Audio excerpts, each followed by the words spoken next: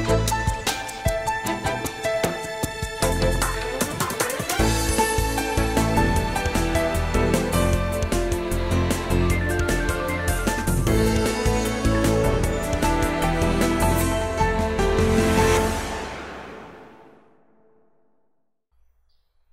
everybody, the Anti-Pundit is back. It is the weekend of August 28th, 2015. Well folks, I decided to talk about it. That is the disaster known as Ashley Madison. Now folks, I'll be the first person to admit, I didn't want to talk about this, and I sat on it for about a month because I didn't know enough information. Now, as of this taping, there's at least 30 million emails that's been posted on the dark webs. Now, I am not going to go out there and look. That is not my place to do. Now, as I look at my notes, now, I want to say this before I do. I don't care what people do in their personal time. I really, really don't, because that's not my business at all. Now, as of today, because I tape on Fridays, their parent company, Avid Life Media, their CEO, Noel Bergman, resigned in a quote-unquote mutual agreement. Now, folks, I'm calling BS on that. It was a force out. Why? Damage control. Nothing more, nothing less. If you think it's any more, then I can't help you there. Now, my question is all about this is going to be this. Why wasn't the site more secure? Think about it for a minute. It should have been, given the nature of what it is. And what makes me mad is there's all these lawsuits now, and this is a weird case of blaming a victim. That really is, but that's a different story for a different day. Now, earlier in the week, Toronto Police Commander Bryce Evans held a press conference about this, and here's exactly what he said. On July 12th, when several Avid Life Media employees arrived at work and powered up their laptops, a threatening message popped up on their screens, which was accompanied by the song Thunderstruck by AC/DC, which was playing. And it directed Avid Life Media to immediately and permanently shut down both sites. The person or persons who posted this threat identify themselves as the Impact Team. The consequences for not complying, as noted in this threat, would be the release of Ashley Madison and established men client lists, including their names, client profiles, and credit card data. Avid Life Media took immediate steps. They commenced an internal investigation. They hired a private investigation company. With the release of this information came a message from the Impact Team titled, "Time's Up."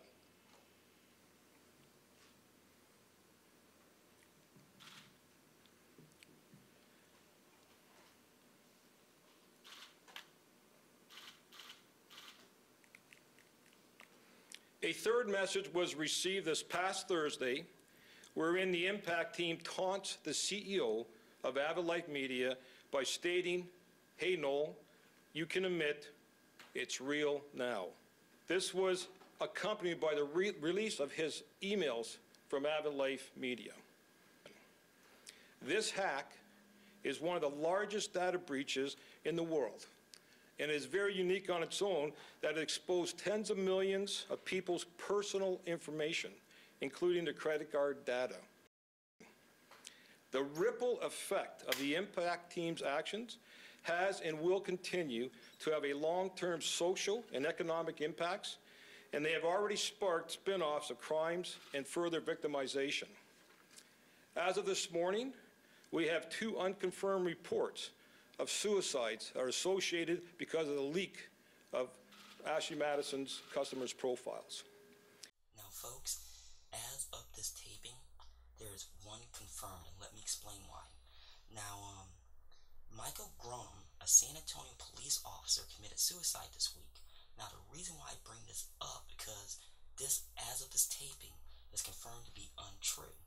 Now, the reason why that got brought up is because according to the San Antonio Express had no connection to the data leak.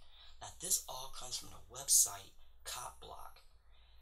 And this by the self-proclaimed keyboard warrior Adam Mueller. Now, as you can see, it's not the sharpest knife in the drawer, excuse me. Now, he is saying he's taking no responsibility in this. Now, I'm actually saying that he is, and here's the reason why. He posted the information. Now, if this is shown that he caused that to happen, he is 100% responsible in that. Now, I am not going to post the picture of the officer out of respect to the families, and please understand that. This is going to be really drawn out through the rest of the year, so stay tuned. Now, I will also talk about what else happened this week. This actually has to do down in Florida. Now, Florida prosecutor Jeff Aston had a press conference about this. Now, he's been found to have an account on there. Now, here's exactly what he said. Good afternoon. I deeply regret my affiliation with the site, which has caused a great amount of stress and heartache to my wife and children.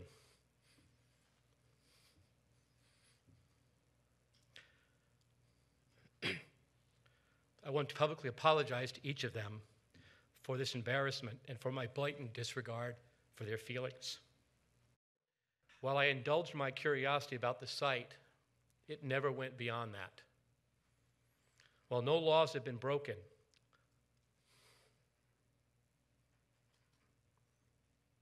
these were incredibly stupid choices.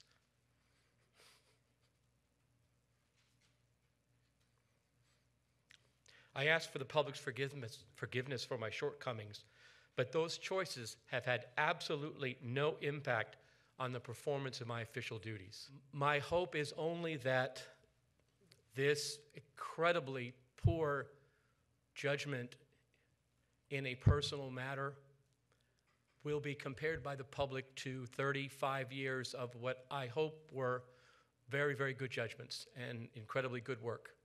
And I hope that this unbelievable act of stupidity on my part does not take away from the good things that I and my office have done and will do in the future.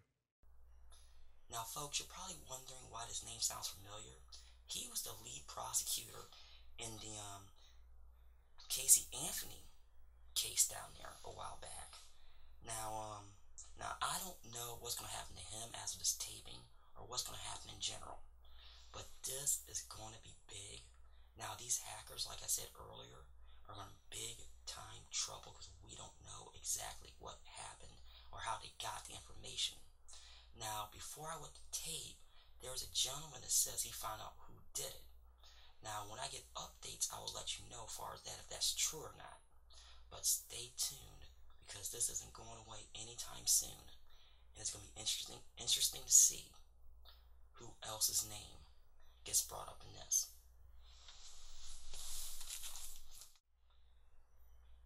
Folks, we are back. Now, did you realize as of this weekend, this is the 10th anniversary of Hurricane Katrina? Now, folks, I'm not going to post videos about what happened during and afterwards. There's plenty of stuff online to see about that. But I am going to show you a video of what FEMA posted earlier this week. So here it is.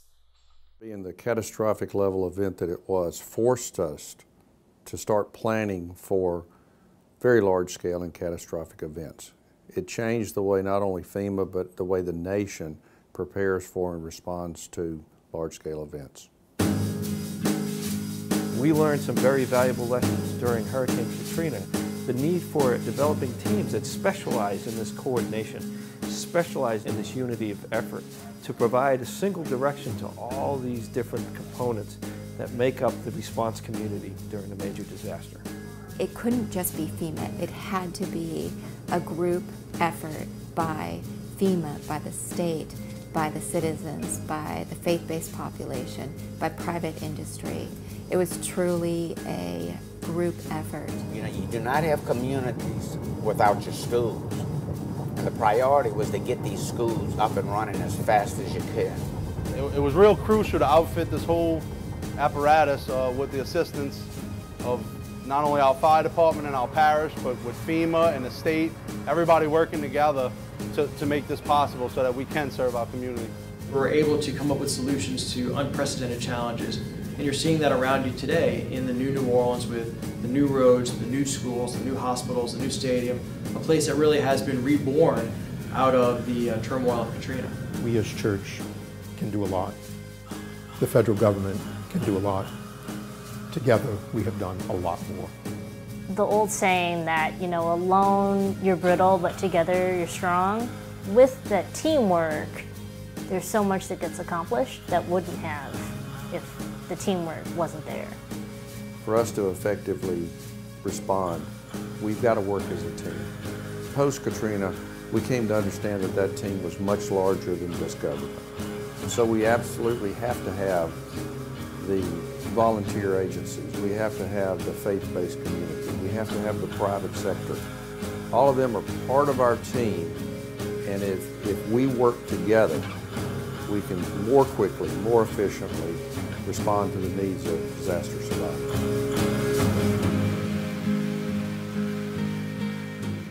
Now, that was actually a really well-produced video, but no dice with me. And there's a lot of no dice with a lot of people also. Now I'm going to explain why this is going down the way it is. Now, let's look at the facts for a moment. There's three major issues as far as revolving around Hurricane Katrina. Now, the blame begins and ends with the city of New Orleans and Orleans Parish, and let me explain. There was a lot of institutional corruption that went on there. Now, I know that then Mayor Ray Nagin was all over the place. Now, he's a whole different rat, and that's a different story for a different day. Because they knew those levees were bad. They chose not to do anything about them. And I honestly believe it was all due to corruption. Now, we can talk ad nauseum about that, but maybe in the comments below you can tell me what you think about it and what should have happened and how it should have happened. Now, the second thing is I look at my notes is the rescue itself. Now, there was no excuse as far as that because they knew it was coming. And the way it went down was awful. They should have had the troops there, should have did more and quicker. A lot of people like to pile on then President Bush, how it was his fault. But let me tell you something, there was more than enough blame go around. And like I said earlier, then New Orleans Mayor Ray Nagin should have pulled the trigger right there for a full city evacuation. You know it, I know it, everybody knows it. Well, folks, this is the final segment of the show. Now, if you watched my video last week, you know there's a little bit of changes coming around. Now, my lighting equipment should be ready to go in 2 weeks, because next week is the holiday and I'll have no show. Now, I'm also working to better the sound situation. Now, that's going to be a little bit more in progress, but I'll keep you updated. And I'm going to try to use the new setup more and more and more. And hopefully the uploading speeds become a little bit quicker. So you'll still see the show on Sunday night, somewhere between 7 and 9 p.m. So stay tuned as far as that. Well, folks, that is it for this week's show. I thank you for watching. And be careful. And remember, fear the root.